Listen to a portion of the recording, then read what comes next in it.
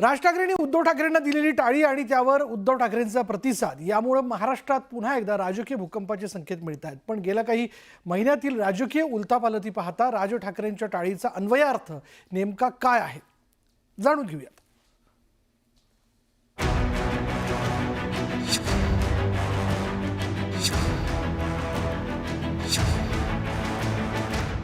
तसं ही जी शिवसेनेची सासू बसली आहे ना आतमध्ये तिथे तिचा प्रॉब्लेम आहे।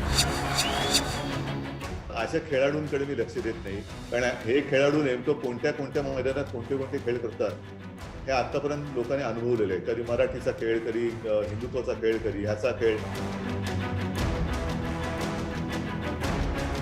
ते नाव आहे ना शिवसेना नावाचं, शिवसेना आणि तो जो धनुष्यबाण आहे ना तो ना त्या उद्धव ठाकरेची प्रॉपर्टी आहे ना त्या एकनाथ शिंदेची प्रॉपर्टी, ती बाळासाहेब ठाकरेंची प्रॉपर्टी आहे। तिनके का सहारा एक कहावत है, तिनका तिनका इकट्ठा करके कोशिश करें तैरने की। अदरवाइज उन्होंने तो प्रैक्टिस की है समुद्र के तल के नीचे जाकर कैसा है देखने की। उद्धव ठाकरे आणि राज ठाकरेंमधील मागील काही वर्षातलं हे राजकीय द्वंद्व। 18 डिसेंबर 2005 ला राज ठाकरेंनी शिवसेनेची साथ सोडली। त्यानंतर 9 मार्च 2006 रोजी त्यांनी मनसेची स्थापना केली। तेव्हापासून ते आजपर्यंत राज ठाकरे आणि उद्धव ठाकरे यांच्यातील मतभेद वेळोवेळी जगजाहीर होत राहिले। राज ठाकरेंनी उघडपणे उद्धव ठाकरेंवर टीका करत त्यांच्यामुळेच पक्ष सोडल्याचं जाहीर केलं। सगळ्या गोष्टीला, सगळ्या अख्ख्या जे काही सगळं घडलंय या सगळ्या गोष्टीला कारणीभूत फक्त एक माणूस आहे, एक माणूस, त्याचं नाव उद्धव ठाकरे। एक माणूस, दुसरं कोण नाही। तिथून सगळी सुरुवात झाली। एका माणसाने सगळी अख्खी पक्षाची वाट लावली। अनेक लोक निघून गेले, त्या लोकांना हे म्हणतात गद्दार आहेत। अरे गद्दार तर घरात तिथे बसलाय। मागील काही निवडणुका पाहता राज ठाकरेंनी कायमच उद्धव ठाकरे आणि त्यांच्या शिवसेनेच्या विरोधात भूमिका घेतल्याचं दिसलं। 2014 साली मोदींना पाठिंबा देत भाजप विरोधात उमेदवार दिला नाही। 2019च्या लोकसभा निवडणुकीमध्ये तीव्र विरोध करत मोदी शहांविरोधात राज्यभर केवळ सभा घेतल्या। 2024च्या लोकसभा निवडणुकीत महायुतीला बिनशर्त पाठिंबा दिला आणि लोकसभा निवडणुकीतून माघार घेतली। 2024च्या विधानसभा निवडणुकीत उद्धव ठाकरेंच्या सेनेविरोधात उमेदवार उतरवले।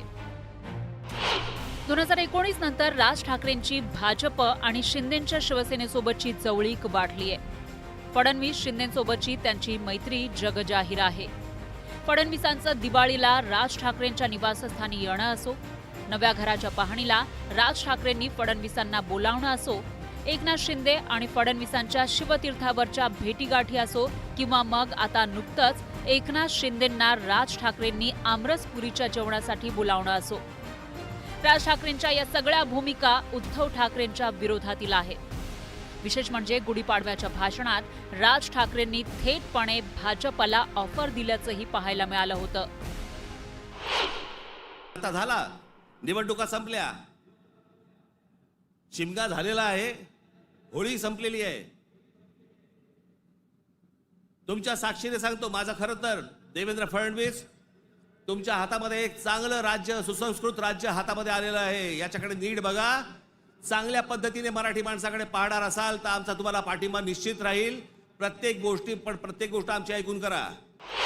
भाजपसोबतच राज ठाकरेंनी डिनर डिप्लोमसीच्या माध्यमातून एकनाथ शिंदेंच्या शिवसेनेसोबतही युतीची चर्चा केल्याचं बोललं केलं।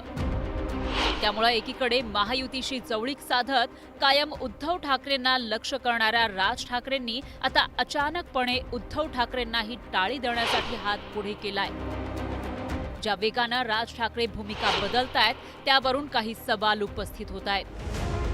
राज ठाकरेंचा भाजप आणि शिवसेनेवरचा विश्वास उडालाय का?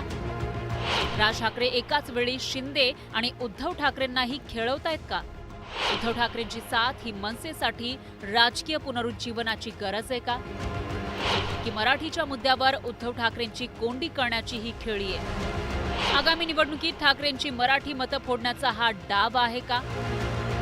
असे अनेक सवाल राज ठाकरेंच्या या पॉलिटिकल मूव्हमुळे उपस्थित होत आहेत. आज राजकीयदृष्ट्या दोघंही अडचणीत आहेत. शिवसेना उद्धव बाळासाहेब ठाकरे हा पक्ष चाच पडतोय अजूनही. कसं लढायचं, समोर बलाढ्य असा भाजप आहे, एकनाथ शिंदे यांची शिवसेना आहे वगैरे. राज ठाकरे यांनाही वाटतंय की लोकसभेला आपण भाजपाच्या विरोधात उमेदवार न दिल्यामुळेच विधानसभेला आपल्याला खूप कमी मतं मिळाली. आता जर महापालिकेला आपण परफॉर्मन्स चांगला दिला नाही तर मग मात्र आपलं राजकीय स्थान अडचणीत येईल. शिवाय त्यांच्या पक्षाचं चिन्ह आहे, पक्ष आहे आणि तो पक्ष स्वतंत्र अस्तित्व कायम ठेवण्यासाठी त्याला काही टक्के मतं मिळवावीच लागतात निवडणुकीमध्ये. हे सगळं अपरिहार्यतेचं चित्र दिसताना दोघाही भावांना असं वाटणं स्वाभाविक आहे. राज ठाकरेंच्या मनात नेमकं काय आहे हे सध्या तरी अस्पष्ट आहे. राज ठाकरेंनी मराठी हिताचं कारण पुढे करत युतीचा चेंडू उद्धव ठाकरेंकडे टोलावला खरा, पण आता उद्धव ठाकरेंनीही भाजप शिवसेनेची साथ सोडणार का हा प्रतिसवाल करत हा चेंडू पुन्हा राज ठाकरेंच्या कोर्टात टाकलाय. त्यामुळे ठाकरे बंधूंमधील युतीच्या या चर्चेमागचं नेमकं कारण काय?